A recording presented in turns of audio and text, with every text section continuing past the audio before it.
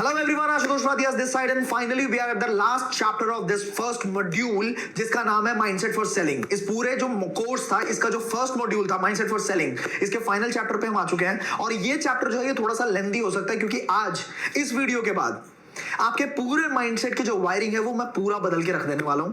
और इसके बाद देखो बहुत ज्यादा जरूरी होता है माइंडसेट को चेंज करना। सबसे मुश्किल काम जो है ना लाइफ के अंदर वो माइंडसेट को बदलना ही है। माइंडसेट का लॉक अगर आपने तोड़ दिया तो बाकी दुनिया को तो आप बहुत आसानी से जीत लोगे। सो आज इस वीडियो के अंदर फाइनली मैं आपकी वायरिंग इस लेवल की कर दूंगा कि आप अपने आप को जीत जाओगे, दुनिया को जीतने की बारी फिर आ जाएगी। राइट, सो शुरुआत करते हैं। ज्यादा से ज्यादा लोगों की जो प्रॉब्लम होती है, ज्यादातर जो अनसक्सेसफुल लोग होते हैं दुनिया में, उनकी जो सबसे बड़ी प्रॉब्लम होती है मेरे हिसाब से वो होती है कंप्लेनिंग मोड में रहना। ज्यादातर लोग हमेशा always there in the complaining mode कि भाई मुझे मौका नहीं मिला, भाई मेरी जिंदगी इसलिए खराब है क्योंकि ये गलत था, भाई मेरी जिंदगी इसलिए बर्बाद हो गई क्योंकि मेरे पापा ने मुझे ये नहीं करने दिया, मेरी मम्मी ने ये नहीं करने दिया, मेरी स्पाउस खराब है, मेरी बीवी खराब है, मेरे बच्चे अच्छे नहीं है, ठीक है, मेरे बच्चे हमेशा चिड़चिड़े से हो रहते हैं, मेरे ऊपर बोलते रहते हैं, ठीक है, इकोनॉमी खराब है, मेरे नक्षत्र खराब है, हर तरह की वेदर खराब है, क्लाइमेट खराब है, अलग अलग तरह के कंप्लेनिंग मोड के अंदर रहते हैं। सबसे पहली चीज जो आपको आज छोड़ देनी है दैट इज कंप्लेनिंग मोड। ठीक है, आपको ये छोड़ना बहुत ज्यादा जरूरी है अगर आप सेल्स के अंदर जाना चाहते हो। क्योंकि पता है आपको एक बात बताता हूं, इंसान हमेशा उसी चीज के ऊपर कंप्लेन करता है जो उसके खुद के बस में होता है। समझ रहे हो आप इस बात को? थोड़ा सा गहराई से समझाता हूं मैं आपको। इंसान कभी भी ग्रेविटी को लेके क्यों नहीं कंप्लेन करता? उसके हाथ से अगर कोई मान लो ग्लास, शीशे का ग्लास था, अगर छूट गया, टूट गया, तो कभी कंप्लेन करता है कि अरे यार शिट ये धरती, अरे गंदी सी धरती, ऐसा कभी बोल सकता है क्या? वो नहीं बोल सकता क्योंकि सबको पता है कि वो हमारे कंट्रोल से बाहर की चीज है। एज सिंपल, कोई गिर जाए, सीढ़ियों से गिर जाए नीचे, कोई बोलेगा क्या अरे अरे मैं तो गिर गया, ग्रेविटेशन की वजह से गिर गया? नहीं, क्योंकि वो हमारे कंट्रोल से बाहर की चीज है। हम हमेशा कंप्लेन उसी चीज के लिए करते हैं जो हमारे खुद के बस में होता है। हमें अगर बोल रहे हैं हम कि अरे ये मेरी वाइफ अच्छी नहीं है, या मेरी गर्लफ्रेंड अच्छी नहीं है, मेरी ये वाली लड़की अच्छी नहीं, लेट्स सपोज अगर ये बोल रहे हैं, इसका सिंपल सा मतलब है that you have a reference point कि आपको लगता है कि इससे बेटर कुछ हो सकता है, तभी तो आप कंप्लेन कर रहे हो ना कि इससे बेटर कुछ हो सकता है। तो आप वो बेटर आप खुद ही करोगे ना, कोई और तो करेगा नहीं आपके लिए। आपको समझना पड़ेगा, न्यूटन का एक लॉ था, आपको पता होगा, लॉ ऑफ इनर्शिया, जिसके अंदर सीधा सीधा शब्दों में न्यूटन कहते हैं कि अगर कोई ऑब्जेक्ट है और वो मूव कर रहा है तो वो मूव करता रहेगा टिल द टाइम उस पे एक्सटर्नल फोर्स ना लगे। समझ रहे हो? टिल द टाइम ब्रेक लगेगा तभी वो रुकेगा, या एक्सटर्नल कोई भी फोर्स लगेगा तभी रुकेगा, ऑब्जेक्ट चलता रहेगा नहीं तो आपकी जिंदगी जो है ना, ये सेम लॉ हमारी जिंदगी में भी अप्लाई होती है। अगर हमारी जिंदगी चल रही है तो वो चलती रहेगी जब तक आप कोई एक्सटर्नल फोर्स उसके ऊपर अप्लाई नहीं करते हो। मतलब कहने का ये है, जिंदगी तुम्हें बदलनी है, सारी चीजें तुम सीख लोगे, हजार तरह की किताबें पढ़ लोगे, हजार तरह की वीडियोस देख लोगे, but it won't change until और unless you will change. You got this? So first thing, हमें कंप्लेनिंग मोड को तो बिल्कुल ही छोड़ देना है क्योंकि हमारी जिंदगी का सबसे बड़ा बर्बादी का जो कारण है ना वो कंप्लेनिंग मोड है। रिग्रेट कभी नहीं रखना लाइफ में। अनसक्सेसफुल लोगों को बहुत ज्यादा रिग्रेट्स होते हैं। सक्सेसफुल लोगों की एक खास बात है कि कोई भी एज हो जाए, 45 हो जाए, 60 हो जाए, 70 हो जाए, उनको रिग्रेट कम होता है और उनको आगे की पॉजिटिविटी ज्यादा दिखती है। इससे हमारा सेकंड पॉइंट निकलता है that will have to focus जो हमें सच में चाहिए। ठीक है, एक कहावत है, whatever you are focusing that expands, whatever you are focusing at that expands. Right, आप प्रॉब्लम पे फोकस करो, आपका प्रॉब्लम भयंकर लगने लग जाएगा, बहुत बड़ा लगने लग जाएगा। आप सोल्यूशन पे फोकस करो, आपको सोल्यूशन दिखने लग जाएगा। एक फॉर एग्जांपल, आप एक काम करके देखना, अभी आप वीडियो को देख रहे हो, आपका फोन ऐसे हाथ में हो सकता है, ठीक है, आप एक काम करना, फोन के बीच में और आंखों के बीच में अपने हाथ को रखो। आप ये काम करके देखो, अपने हाथ को रखो, ठीक है। अब मैं जैसे जैसे बोलता हूं वैसे वैसे करना आप। अब आप अपनी आंखों को ना अपनी उंगलियों पे फोकस करो, अपने हाथ पे फोकस करो, फोन पे फोकस मत करना, हाथ पे फोकस करो, ठीक है। आपको क्या दिख रहा है? आपको अपना हाथ दिख रहा होगा 100%। अब आप एक काम करो, इन्हीं उंगलियों के बीच, उंगलियां हटाना मत, इन्हीं उंगलियों के बीच से आप अपने फोन को देखने की कोशिश करो, ठीक है। पूरा फोकस आपको अपने फोन पे रखना है। अब आपको क्या दिख रहा है? आपको फोन दिख रहा होगा, आपका जो हाथ है वो धुंधला दिख रहा होगा। एंड पहले केस में क्या हुआ था, आपको हाथ क्लियर दिख रहा होगा लेकिन फोन धुंधला दिख रहा होगा।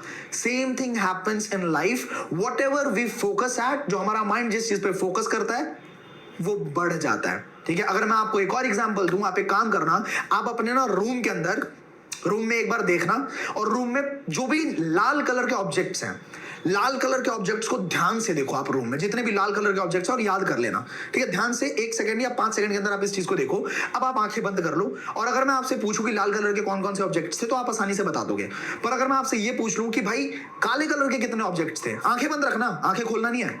लेकिन अगर मैं आपसे पूछ रहा हूं आंखें बंद करके कि काले कलर के कितने ऑब्जेक्ट्स हैं, आप नहीं बता पाओगे। ब्लैक कलर के ऑब्जेक्ट्स आपको पता ही नहीं होंगे। क्यों? क्योंकि आपने फोकस कहां किया? आपने रेड कलर के ऑब्जेक्ट्स पे फोकस किया, तो आप ब्लैक कलर के बता ही नहीं सकते। Same thing happens in life. अगर हमें प्रॉब्लम नहीं चाहिए पर हम फोकस कर रहे हैं प्रॉब्लम के ऊपर, तो कैसे प्रॉब्लम नहीं आएगी? प्रॉब्लम तो आएगी ना, क्योंकि हमारा फोकस प्रॉब्लम के ऊपर है। तो हमें फोकस कहां करना है? हमें फोकस करना है सोल्यूशन के ऊपर, कि सोल्यूशन क्या है इस चीज का। एंड सेल्स के अंदर बहुत ज्यादा इंपॉर्टेंट है कि हमारा माइंडसेट एकदम क्लियर हो, हमारा फोकस जो वो सोल्यूशन के ऊपर हो। और एक चीज, आपका माइंडसेट जब तक सेल्स को लेके, थर्ड पॉइंट, जब तक आपका माइंडसेट सेल्स को लेके एकदम बहुत ही बढ़िया ना हो, जब तक आपका माइंडसेट आपके प्रोडक्ट को लेके बहुत बढ़िया ना हो, जब तक आपके अंदर से कन्विक्शन ना निकल रही हो। कम्युनिकेट तो हर बंदा कर लेता है यार, हर एक बढ़िया से बढ़िया लीडर जो कि फ्रॉड कर रहा हो, जिंदगी में हमेशा फ्रॉड ही किया हो, पॉलिटिकल लीडर की बात कर लो या कोई भी, ठीक है, स्कैमर्स की बात कर लो, तो उसके अंदर क्या होता है, कम्युनिकेटर तो वो भी बहुत बढ़िया है, बट कम्युनिकेशन से ज्यादा बेहतरीन चीज होनी चाहिए कन्विक्शन, जो कि आपको अपने प्रोडक्ट के ऊपर होना बहुत ज्यादा जरूरी है। ठीक है, क्यों बोल रहा हूं मैं ऐसी चीज? बिकॉज जो लोग होते हैं ना, वो ऑस्मोसिस से सीखते हैं। ठीक है, ऑस्मोसिस का मतलब आपको याद होगा कि जो कंसंट्रेशन होता है, जो हमारा हायर कंसंट्रेशन पे जो चीजें होती हैं, हायर कंसंट्रेशन से लोअर कंसंट्रेशन पे चीजें डिफ्यूज होती हैं, ऑस्मोसिस होती हैं। समझ रहे हो? मतलब ट्रांसफर होती है मॉलिक्यूल्स। तो अब क्या होता है, जो हायर कंसंट्रेशन है, मान लो आपके अंदर खुद के अंदर नेगेटिविटी भरी पड़ी है, इस इंडस्ट्री को लेकर नेगेटिविटी भरी पड़ी है, या आपने अपने दिमाग में बना रखा है कि यार ये चीज बेकार होती है, तो जो लो बंदा होगा ना आपके साथ, उसके दिमाग में भी कहीं ना कहीं आपकी बातों से वो चीजें ट्रांसफर हो जाएंगी। एग्जाम्पल के तौर पे, आप कभी एक बहुत एनर्जेटिक बंदे के साथ बैठ जाओ, ठीक है, 5-10 मिनट उसके साथ बैठ जाओ, तो आपके दिमाग में आएगा यार जिंदगी बहुत बढ़िया है, ठीक है, बहुत खूबसूरत जिंदगी है, सब कुछ अच्छा है। पर एक नेगेटिव माइंडसेट के साथ बैठ जाओ जो आपको बोलेगा कि यार ये भी खराब है, वो भी खराब है, दुनिया ही खराब है, सब बेकार है, तो आपका दिमाग भी ऐसा हो जाएगा कि यार मैं क्यों जी रहा हूं, सच में दुनिया बहुत खराब है, ओ हो, मतलब एकदम अंदर से एकदम डिमोटिवेटेड सा, एकदम खत्म, पीस खत्म, क्योंकि उस इंसान का इंफ्लुएंस आपके ऊपर आ गया, ऑस्मोसिस हो गई। ठीक है, 2 घंटा भी बिता दोगे ना तो पूरे दिन आपका डल डल सा जाएगा। पर एक एक्साइटमेंट वाले बंदे के साथ बैठ जाओ, एक खतरनाक एकदम मोटिवेटेड बंदे के साथ बैठ जाओ, आप कोई बंदा आत्महत्या भी करने जा रहा होगा ना, तो वो भी रुक जाएगा, वो बोलेगा कि मैं 4-5 सपने पूरे कर लूं पहले अपने, उसके बाद जाऊंगा। भाई एनर्जी ट्रांसफर होती है। तो सेम थिंग है, माइंडसेट आपका अगर खुद को लेके क्लियर ना हो, सेल्स को लेके क्लियर ना हो, अपने प्रोडक्ट को लेके क्लियर ना हो, आपकी सर्विस को लेके क्लियर ना हो, तब तक आप सामने वाले के माइंडसेट को क्लियर नहीं कर सकते हैं। बिकॉज आपका जो माइंड के अंदर जो भी चीजें चल रही है ना, वो सामने वाले में ट्रांसफर होती हैं। ठीक है, वाइब्रेशंस पे दुनिया चलती है, तो आपको ये बात समझनी बहुत ज्यादा जरूरी थी। अगले पॉइंट पे चलते हैं। सेल्स के ना 4 स्टेप्स हैं। ठीक है, इसी वीडियो के अंदर मैं चारों स्टेप्स के बारे में बताने वाला हूं आपको अगर ऐसा लगता है कि मेरे से सेल्स नहीं हो रही है, दुनिया भर के लोग सेल्स कर लेते हैं पर मैं सेल्स नहीं कर पाता, तो मेरे भाई घबराने की कोई जरूरत नहीं है, क्योंकि सेल्स एक इकलौता प्रोफेशन है जो दुनिया में किसी को सिखाया ही नहीं जाता। तो आएगी कैसे? मुझे भी नहीं सिखाया गया, आपको भी नहीं सिखाया गया, तो कैसे आती है ये मैं आपको 4 स्टेप्स में बताता हूं। घबराने की जरूरत नहीं है, इस वीडियो के अंदर, इस पूरे कोर्स के अंदर आपको सीखने को मिल जाएगा कि सेल्स को किस तरीके से मास्टर करना है आपने। बट 4 स्टेप्स हैं सेल्स के, या सेल्स छोड़ो, दुनिया में कोई भी काम हो उसके 4 स्टेप्स होते हैं। पहला स्टेप है अनकॉन्शियस इनएबिलिटी। अनकॉन्शियस इनएबिलिटी से मेरा मतलब क्या है? जैसे मान लो बाइक चलाई जाती है, ठीक है, तो अगर किसी बच्चे को पता ही नहीं है कि बाइक क्या होती है, बाइक चलाना क्या होता है, ठीक है, तो इसका मतलब वो अनकॉन्शियस है उस चीज को लेकर, उसको पता ही नहीं है कि बाइक चलाना क्या होता है। ठीक है, और उसके बाद इनेबल भी है, उसको चलाना आता भी नहीं है, तो मतलब वो कौन से स्टेज पे है? First stage, unconscious inability. Similarly sales एक प्रोफेशन है, अगर किसी बंदे को पता ही नहीं है कि सेल्स होता क्या है, ठीक है, अगर किसी बंदे को पता ही नहीं है डिजिटल मार्केटिंग होती क्या है, अगर किसी को पता ही नहीं है कि नेटवर्क मार्केटिंग होती क्या है, अगर किसी को पता ही नहीं है कि एमबीए होता क्या है, तो he is unconscious and he is enable. तो पहला स्टेज हो गया अनकॉन्शियस इनेबिलिटी, और ज्यादातर लोग अभी अनकॉन्शियस इनेबिलिटी पे हो सकते हैं। दूसरा क्या होता है स्टेज? कॉन्शियस इनएबिलिटी, मतलब पता तो लग गया कि हाँ बाइक चलाना है, बाइक चलानी क्या चीज होती है, but still we are unable, हमें चलानी नहीं आती। सो डिजिटल मार्केटिंग पता तो लग गया कि हाँ भाई ये इस तरह का कोई प्रोफेशन होता है, but still we are unable. कोई भी फील्ड आप लेके चल लो, पता लग गया बट हम कर नहीं सकते, तो दैट इज कॉन्शियस इनएबिलिटी। हमें पता है, कॉन्शियस है हम उस चीज के बारे में, but we are unable. Similarly sales के बारे में पता लग गया बट हम अभी भी इनेबल है, हमें करना नहीं आ रहा, दैट इज कॉन्शियस इनेबिलिटी। अब तीसरे स्टेज पे चलते हैं। आपको ये बात ध्यान देनी है, आप में से जितने भी लोग वीडियोस देख रहे हैं, सेकंड स्टेज पे हो सकते हैं बहुत सारे लोग, क्योंकि कॉन्शियस है, पता है सेल्स नाम का एक प्रोफेशन है, लेकिन इनेबल है, अभी कर नहीं पा रहे हैं, प्रॉब्लम्स आ रही हैं, ठीक है, ऑब्जेक्शंस हो रहे हैं बहुत ज्यादा, रिजेक्शंस मिल रहे हैं बहुत ज्यादा, तो कोई दिक्कत वाली बात नहीं है, आप सेकंड स्टेज पे हैं। थर्ड स्टेज क्या होता है? थर्ड स्टेज होता है हमारा कॉन्शियस एबिलिटी। कॉन्शियस एबिलिटी का मतलब क्या है कि हमें पता भी है और हम थोड़ा थोड़ा कर पा रहे हैं कॉन्शियसली। जैसे बाइक चलानी है, आपने सीख ली पर आप बिल्कुल कॉन्शियस होकर चला रहे हो, मतलब आपको बिल्कुल ध्यान से सड़क पे, रोड पे, स्टार्टिंग की बात याद करो। ऐसे ही होता तो स्कूटी चलानी सीखी या साइकिल चलानी सीखी तो हमें डर रहता था कोई बकरी का बच्चा ना आ जाए, कोई कुत्ता ना आ जाए, कोई इंसान ना आ जाए, ठीक है। हम बिल्कुल एकदम क्लच पे, ब्रेक पे हाथ रख के बैठे होते थे कि तुरंत। कई बार तो कई सारे लोग गिरते ही इसी वजह से हैं क्योंकि वो डिस्क ब्रेक मार देते सामने वाला, ठीक है। तो आपको समझना पड़ेगा that is conscious ability. Similarly sales के अंदर भी लोग पता हो जाता है, थोड़ा थोड़ा करना शुरू कर देते हैं and they are at the conscious ability stage, और वहां पे थोड़ा सा कॉन्फिडेंस की कमी होती है, ठीक है। अगर आप यूट्यूब पे वीडियोस बनानी शुरू करो तो शुरुआत के टाइम पे आपको क्या होगा, यूट्यूब के बारे में पता है, मतलब कॉन्शियस हो, एबिलिटी आ गई, बनानी शुरू कर रहे हो, इसका मतलब एबिलिटी आ गई आपके अंदर, बट अंडर कॉन्फिडेंस थोड़ा सा होता है, थोड़ी सी मतलब अंदर से आ नहीं रहा होता शुरुआत के स्टेज पे। That means what, we are at the stage of conscious ability. Final जो स्टेज होता है ना, जो सबसे खतरनाक स्टेज है और जहां पे हमें पहुंचना है, ठीक है, वो प्रैक्टिस से ही आएगा, प्रैक्टिस के बिना नहीं आ सकता। That is unconscious ability. मतलब इतना ज्यादा प्रैक्टिस कर लिया, इतना ज्यादा प्रैक्टिस कर लिया कि आपके अनकॉन्शियस ब्रेन या सबकॉन्शियस ब्रेन के अंदर वो चीज बैठ चुकी है और आप एबिलिटी भी आ चुकी है, आप मतलब बड़े प्यार से कर सकते हो। फॉर एन एग्जाम्पल, अगर आपसे कोई पूछे कि भाई 4x4 क्या होता है, आपका छोटा भैया छोटी बहन पूछे आपसे कि 4x4 क्या है, तो आप उसको सोते सोते भी बता दोगे, रात के 2 बजे भी जगा के पूछेगा ना भैया 4x4 क्या होता है, चाटा मार सकते हो आप, लेकिन उसके बाद आप बता दोगे भाई 16 होता है। चल, क्यों? क्योंकि बचपन में 4th 5th स्टैंडर्ड में हमने सीख लिया था और बचपन से बहुत बार हमने यूज किया है, क्योंकि बार बार करने से हमारे ना सबकॉन्शियस ब्रेन के अंदर वो चीजें फीड हो चुकी है। पर आपसे कोई पूछ दे सोते हुए या ऐसे ही मजे मजे में, परम्यूटेशन कॉम्बिनेशन बताइए जरा, ये क्वेश्चन सॉल्व कर दियो जरा, नहीं होगा। क्यों नहीं होगा? हमने सीखा है, हमने सीखा जरूर है, हमने ब्लडी संडे क्या था उसका डेट भी याद किया है, हमने कौन सा इंसान कब कहां पे क्रिकेट खेला, क्या हुआ, बहुत सारे फाइटर्स के नाम, डेट ऑफ बर्थ हमने याद किया था, हमने पेपर भी दिया है बकायदा, हम पास भी हुए हैं, बट हमें याद नहीं है। क्यों?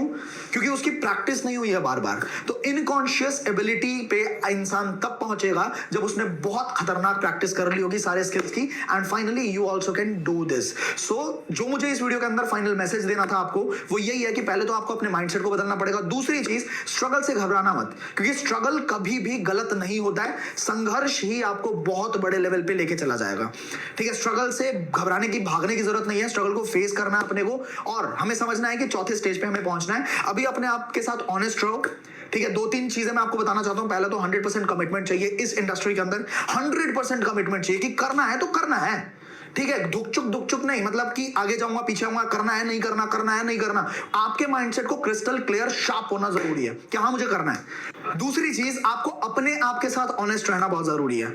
खुद के साथ ऑनेस्ट रहो यार, खुद को झूठ नहीं बोलना, ठीक है। आपको बाकायदा पता होगा कि कौन से स्टेज पे आप खुद हैं, आपको किन किन चीजों में प्रॉब्लम आती है। आप अगर अपने साथ डिसऑनेस्ट हो ना कि अरे मैं तो कर लूंगा, ये हो जाएगा वो हो जाएगा, आप लोगों के साथ बोस्ट कर रहे हो कि अरे ये तो मेरे लिए आसान है, आप कभी भी सेल्स के अंदर बहुत ज्यादा ऊपर तक नहीं जा सकते। आपको अपने आप के साथ ऑनेस्ट रहना जरूरी है। तो मैं चाहता हूं आप अपने आप को लिखें वहां पे, अपनी नोटबुक पे, डायरी पे, जहां मर्जी आप लिख सकते हो कि आप कौन से स्टेज पे हो, और उसके बाद आप ये भी लिखो कि आप में कमियां किन किन चीजों में है, आप किन किन चीजों में कमियां हैं आपकी, और किन किन चीजों को आपको इंप्रूव करना है। और the last but not the least, this is very important, without this तो कुछ भी पॉसिबल नहीं है, कुछ नहीं होगा।